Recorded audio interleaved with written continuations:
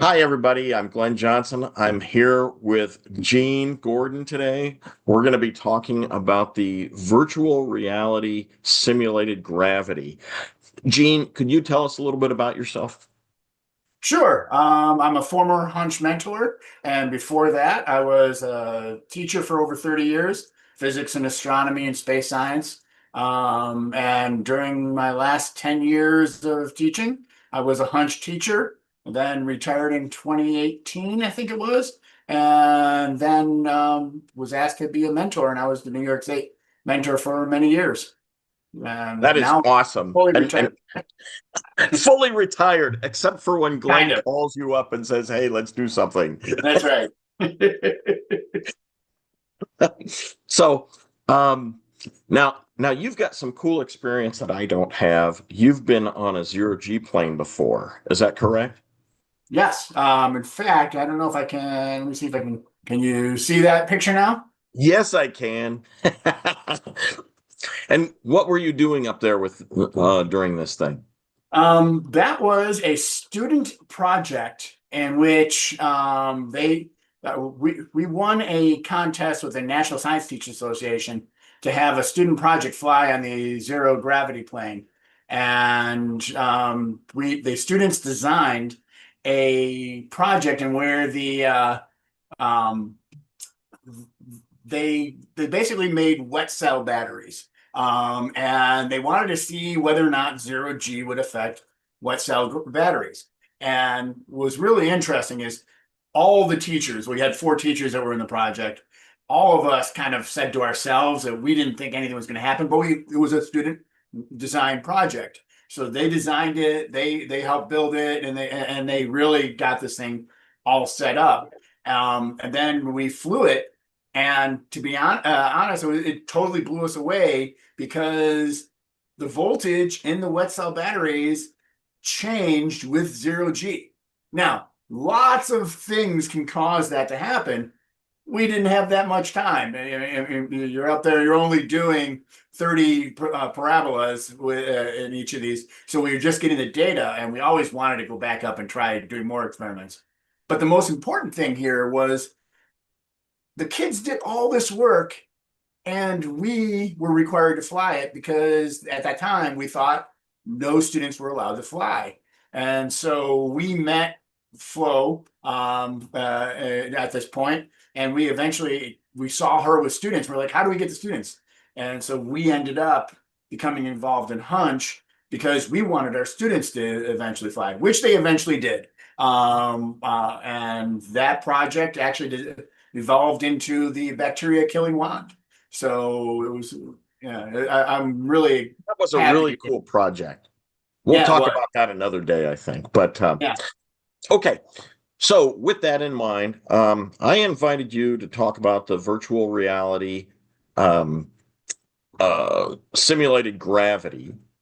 And the reason is because, first of all, nobody at NASA has built one of these yet. So it's a little bit of a science fiction um, possibility until we actually build it. Mhm.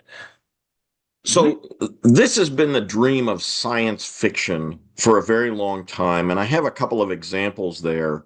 You got any comments about science fiction and simulated gravity? Oh, the whole idea of creating artificial gravity has been a thing space travel first was thought of. Um, there's a lot of problems with rotating objects creating artificial gravity, but it's really cool looking. So sci-fi shows should do it. And then, of course, the quintessential one was 2001. They nailed how cool it would look to have a rotating space station. So I see you got a couple of shots here of a rotating space Right. station. Well, And and I got thoughts about that. We'll talk about later. well, and the one that we're that's 2001 Space Odyssey is that one in the upper left here. Yep. And so we'll talk more about that. That one's actually really close to what I think we're talking about as well. Okay. Yep. And so the next page, I've got some of the requirements, and it's just kind of giving students the idea of what we are trying to do. But let's talk about the picture that I've got on page 3 here. Um, Okay. and I'm not pretending like I'm a great artist or anything, obviously. Here, I'm just trying to get students to understand I've got a big toroid and probably with a central core that is holding it all together. And that central core is it's going to rotate, but we're still going to have pretty close to zero gravity in that segment, right? Um, and the size that I'm describing here is hopefully describing what we could currently send up to space with our current rockets and technology and things like that. Does that make sense? Yes. Yeah. Um, and so I don't know. Do you have any thought? I'm intending this to be an inflatable. Do you have any thoughts about how about that? I think the inflatable is the way to go at first because we have no clue how this is going to work in space. There is zero. We have zero experience doing this type of thing. We can do small rotations and things like that. So getting that out there, seeing what it would be like is, I think, really important. Um, I think that the having some kind of gravity measurement device, which again you have in your project later on, the pendulums and stuff. I think is going to be important for this type of idea, just so we get an idea: does this thing actually work the way it's supposed to? Right, I think that yeah, I think that this is a very base idea of how it should run. That center area is going to be interesting. And I think based on the tech involved, that is the engineering wise going to be the hardest thing I think to build. Just because of the fact that you don't want the actual hub constantly turning. It's going to have to rotate around it. It's kind of like the ships that whenever they have a spaceship and they have the center core not turning and the and then the wheel turning around it is like, do they understand gaskets and seals and things like that? So yeah, I think you have the right idea. It's like it's solid. It's going to rotate no matter what. But that in itself has some problems too. one of the biggest problems I see with having the central core not rotate and then this outer toroid rotating is one, there's got to be openings and areas that are closing off. And so you could pinch and kill people off as they, if they miss that opening correctly. Um, but the other thing is also the physics. If I'm going to rotate the outside one direction, that means that the inside has to rotate the opposite direction. Correction. That's So how they think they can do that, I don't know. Yeah, yeah, getting the new, that was I gotta say my experience in zero G. I had always taught of the three laws, the third law was the most important. Like I spent so much time on that, and the idea people don't get it. And then I was in zero G, and I have to tell you, you don't understand Newton's third law until you are in zero gravity Is because that right? you can't do anything without a repercussion to your motion. And it's amazing. I, So just pinky strength moves you in zero gravity. yep, yep. Okay. And the thing about it is, if I move my arm this way, it has an immediate feedback loop with the rest of my body. And the reason for that is third law. If I want my hand to get in motion in this direction, it's got to push the rest of my body in the other direction. So you automatically start this spin thing, which is why in every video, astronauts are constantly doing their best to just touch, just connect a little bit to something so that they can stop that. On Earth, if I do this, I've put all that motion into the connections to the rest of the world. It doesn't react much. But if I'm floating in space, I do this, the rest of my body starts doing that. and it's slower, but it's there. Wow. Okay. See, and that's exactly why I like having you on for this, because you have such different experience than me. Okay, Mhm. so let's go to the next page here and we talk about some of that issue. Did you experience any of this? I mean, when you were Oh in yeah, zero G, it's only for 20 seconds. yeah. So did you feel some of these changes? Absolutely. In fact, if you look at my picture that I sent you, and I'll send you a couple more so that you can kind of show that and zoom in on your own to add to the video here. But my face immediately, all of a sudden, just turned red. It was within seconds of going zero G. And I'm a big guy, so gravity pulls all this weight down, and so that weight is mostly fluids. Your Yeah. body is 90% or more of fluid. And all of a sudden your body is creating this pressure to get it back up to your head. Well, all of a sudden that that force is no longer on those fluids, and my body just went whoop, and like kind of squeezing a grape. It went up into my face, Wow. and and it was evident right away. And you Uh, you felt it. It's not just that. oh, I felt flush Wow. immediately. I felt flush, and Wow. friends were like, "You okay?" And the people that were on the plane, they're like, and it's just because of my metabolism. I was able to. I've had a unique medical history, and so I'm used to my knowing what's going on in my body, and I felt it immediately just go right through. But I didn't care because being weightless is the most fun thing ever in the world. Okay. Now, and so one, you could feel it right away. Um, all right. Did you throw up when you were on the plane? No, no. Did you have like something for it? The first time they gave me a variety of a cocktail, they called it, that kind of kept me that way, kept me fine. But the second time they actually trimmed that down to almost nothing. And the second time they allowed me to look out the window, Oh, which is an incredible experience. It's in itself. wow. Not part of this video. Okay, okay. All right. Um, and so on the next slide here, I talk about the part of the ship that rotates with another part stationary. So we've already talked about that a little bit. Did you have any other thoughts about this? Um, getting the dimensions correct for a real ship is going to be the hardest part of the engineering. For this is you're doing an inflatable, which all has to fit inside the central core of a rocket.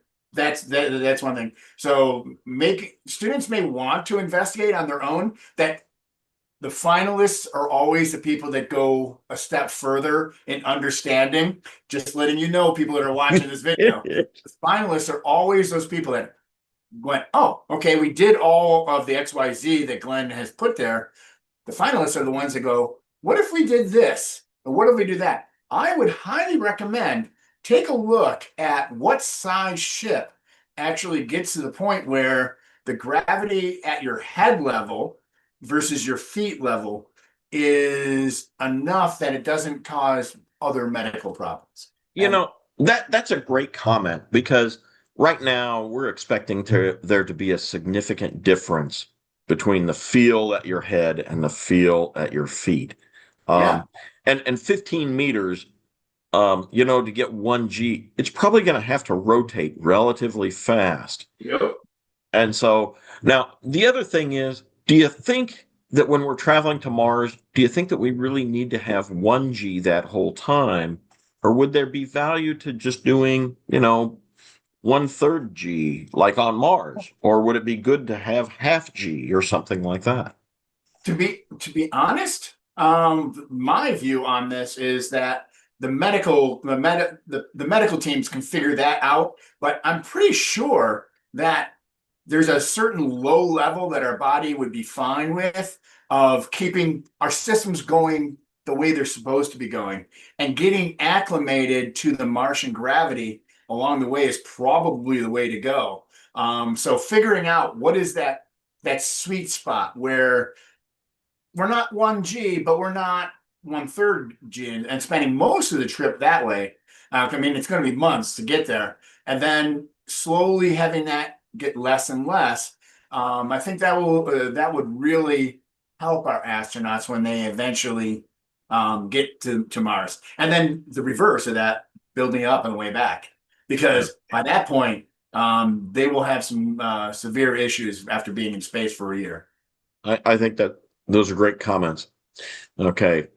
Well, the All next one right. is the whole ship rotates. We've already kind of talked a little bit about that. That's right. And so I think the whole ship rotating makes good sense. All right. And then let's look at the next one. Now we've got so there's a lot of different movies, and so I've just put a couple of them on here to show and to compare and contrast. And I'll let people watch those movies as much or as little as they like. I think that people are going to appreciate seeing that kind of development in science fiction. Now, so as we go to the next slide, we've got centrifugal and centripetal force. Now, as a physics teacher, you've demonstrated this at different times and explained it. Do you have any comments for our students on that?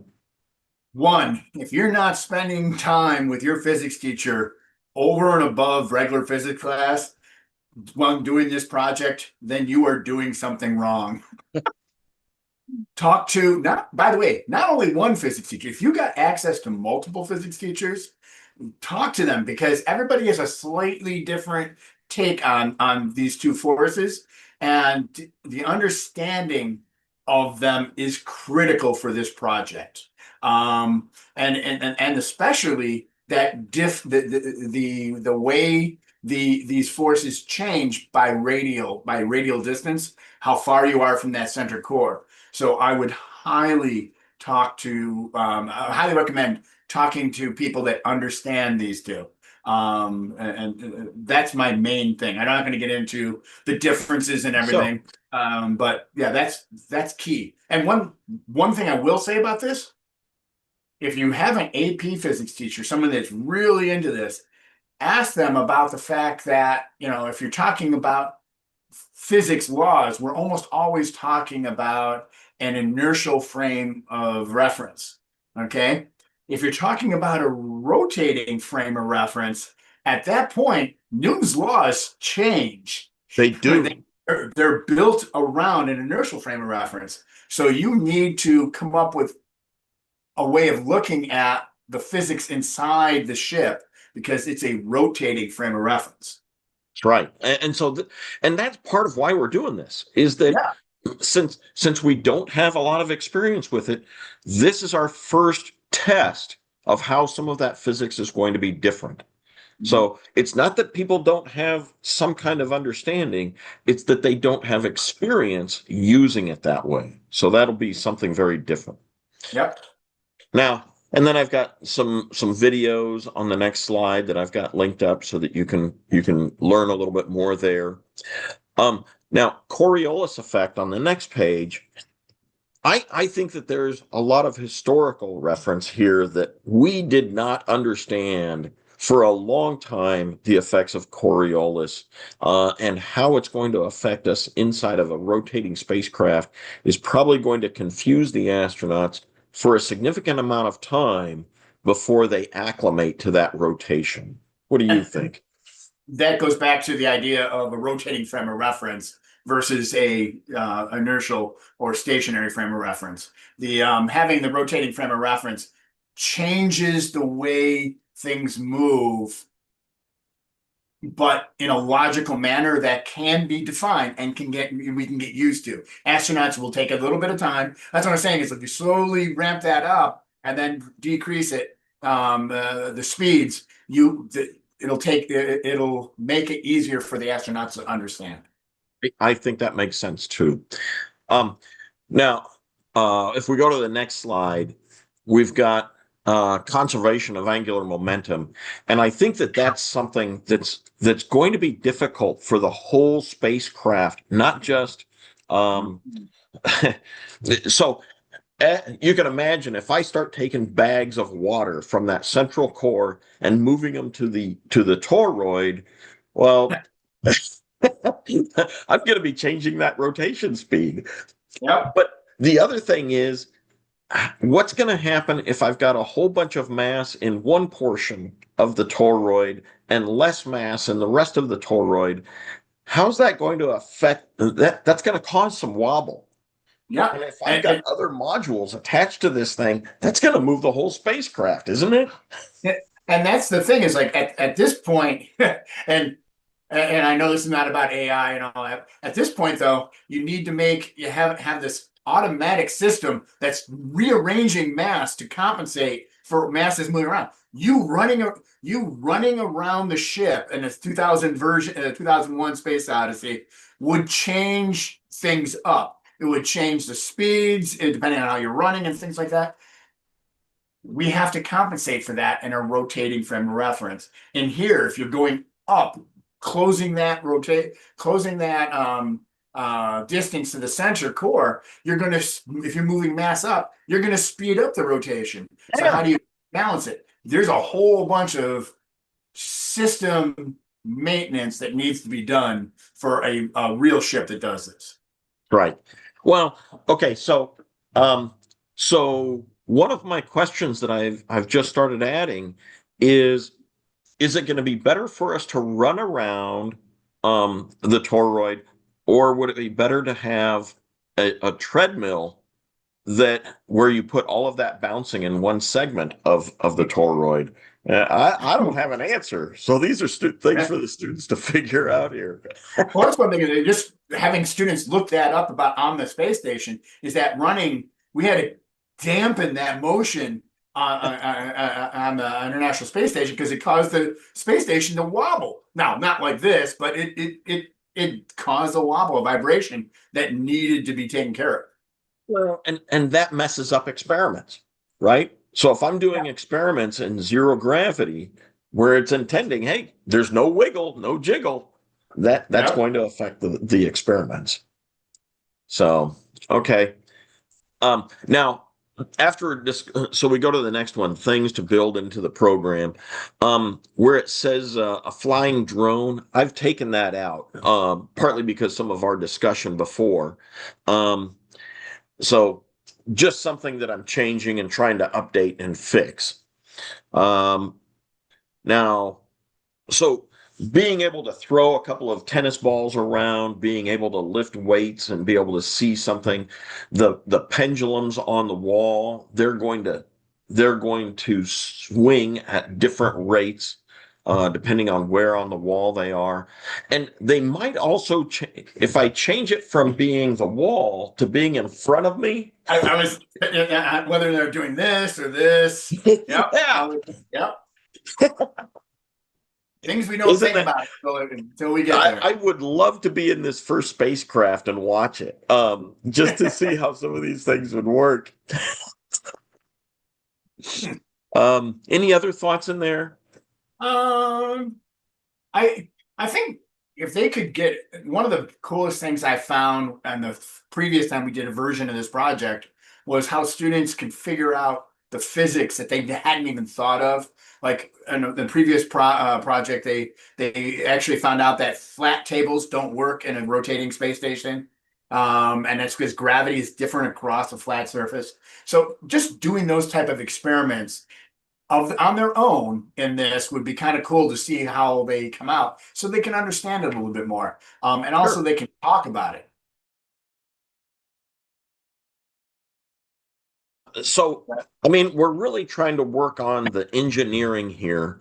However, yes, we want to learn about the engineering, but there's also another aspect that I think this is the potential for a really cool video game. And I don't Oh, think there is a video game who has explored this yet. And I think that there's a lot of really cool capability here. You got any thoughts on that? uh, so you were asking about games, and like I love playing games. Currently playing older games because I played all the newer ones that I like. um, and but the interesting thing about this project is there are a ton of space type games out there. None of them dealing with full on physics of real physics. Let's call it that. Sure. They're very good, don't get me wrong, they're very good at simulating all these different things. But I would love to see an actual space station that maybe the problems of the game or the problems you occur that we're coming across for creating this thing. Like it could be an intro type. Oh, we have the space station. We got to get it rotating. What are the things that maybe somebody hasn't dealt with before? Um, One of the coolest stories I think from the first time we did this project had to do with the game thing, and that was I already referred to it was the idea that these students found out that a flat table had balls would roll off this flat table. Like, why is that happening? And they eventually discovered gravity was different. And when I was telling the people at Epic this, they said, "Well, Unreal doesn't do that type of thing." And I'm like, "Well, the students did it," and they were all surprised. And so, what I love about these projects is that students are learning how to do things in these programs, Unreal and Unity and things like that, that even the game designers did not realize. And you can use this as a stepping stone to go into these fields if you're into gaming and stuff like that, or just to create a game for yourself. So I just think it would be kind of cool to play around with some of this stuff and maybe make a game out of it. Kind of like how Portal, the game Portal, It's a became. cool one.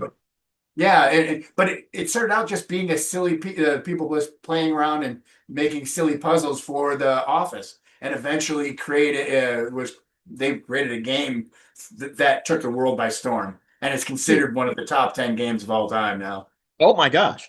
Well, so I think that's part of what's exciting about this project is that yes, it definitely has a need for NASA, but the places where it can reach after NASA, I think, are equally exciting. And I think it can open up a lot of new ideas. I mean, consider Kerbal Space Program is great because it's a simulator and it helps people see things that, we haven't tried before. I think that, potentially Kerbal might call you up and say, "Hey, we heard you worked on this rotating spacecraft. Why don't you help us out?" I think there's a lot to go here, or a lot to go on here. So I'm really excited about it. Well, you mentioned Kerbal. I You can't mention the Kerbal to me without me immediately going to the students that used it in the project we had for the how do we land things on the moon without them being under power.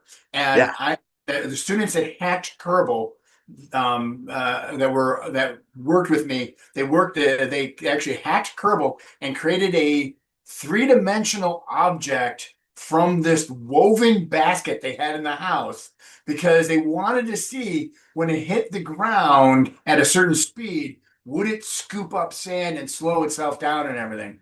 And I was amazed that this is not something the program was ever really designed for, but they were able to create a 3D object, put it into this thing, and have real world physics come out. Were they perfect? No. Did they create an amazing presentation out of this? Absolutely. And I'll guarantee you those people that were in that have gone on and done other things in the space. I know the one has gone into the space industry and the other one is in software creation. So, I mean, You got to hook me up with those students. I'd love to hear what they're up to. So that's terrific. the one is an intern, was an intern at NASA last year. I think it was. That is so cool. Okay, let's take a look. Let's go to the next page here. Um, Pointers to help you fill out the space.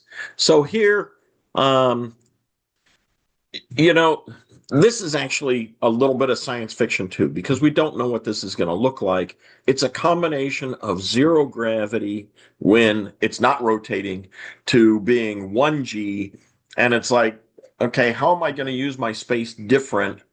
I've if there's ever a time when you stop rotating this, whether it's for an EVA or because you're docking to something else, or lots of different reasons why you might stop this rotation, all these things that you've got in your room are going to start floating around unless you have it kind of nailed down, you know?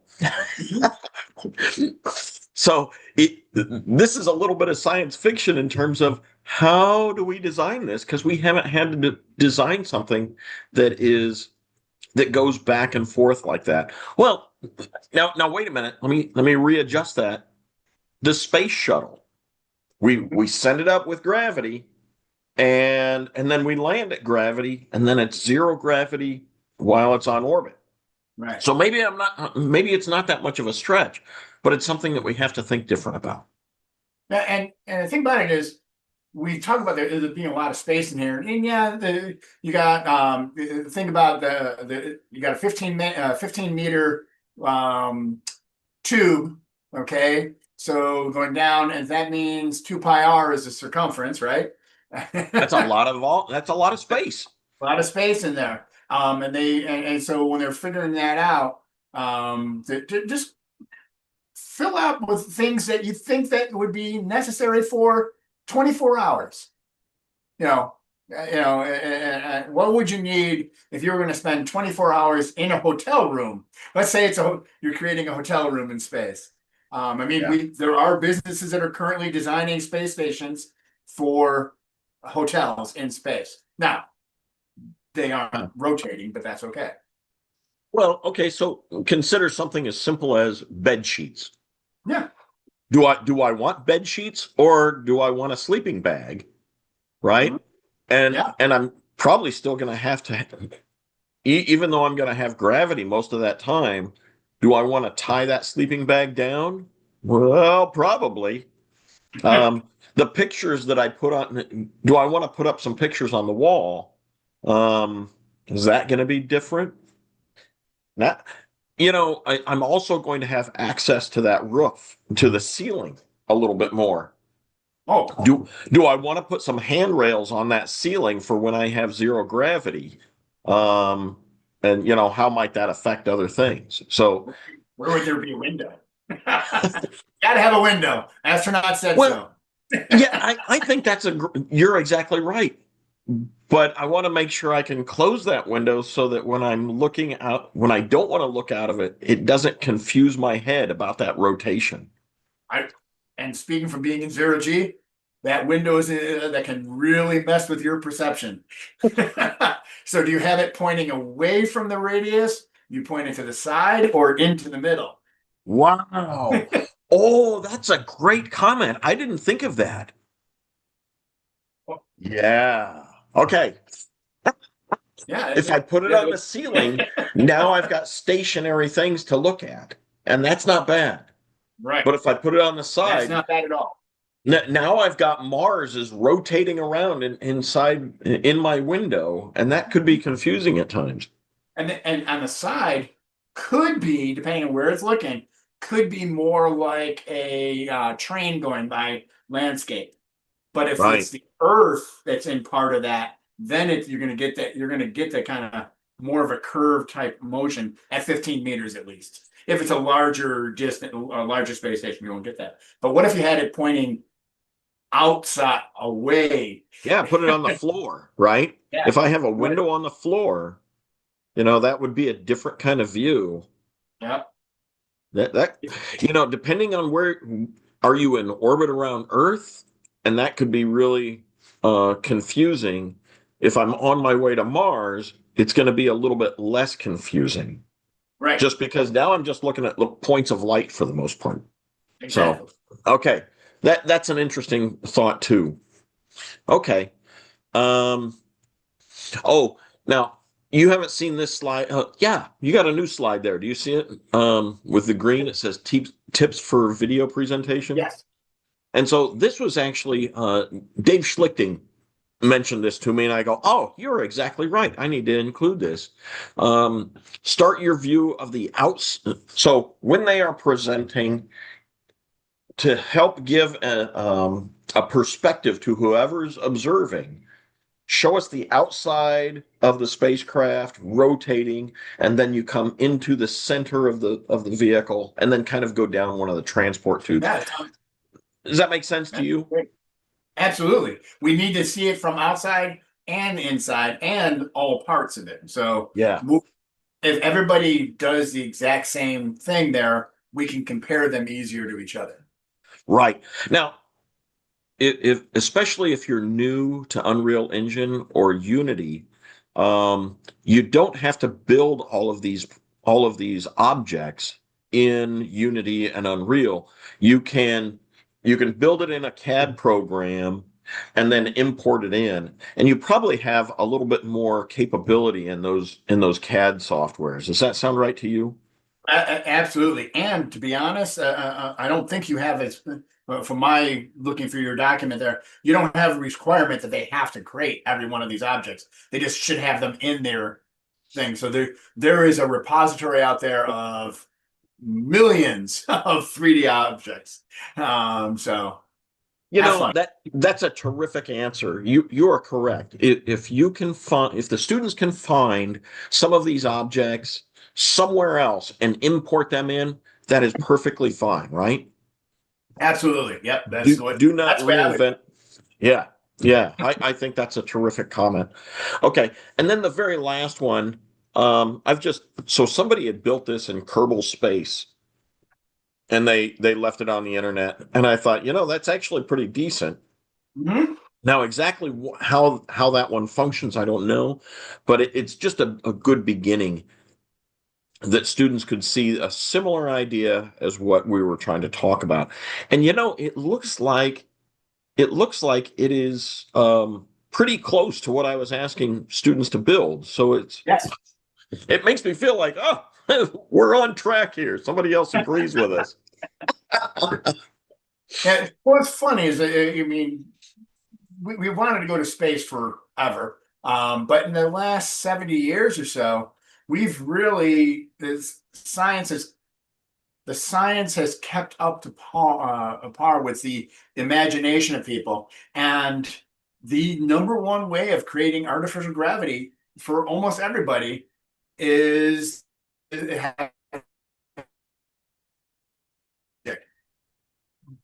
but Yep. that's where the So, sci-fi kind of ends, and people haven't thought it through past that point.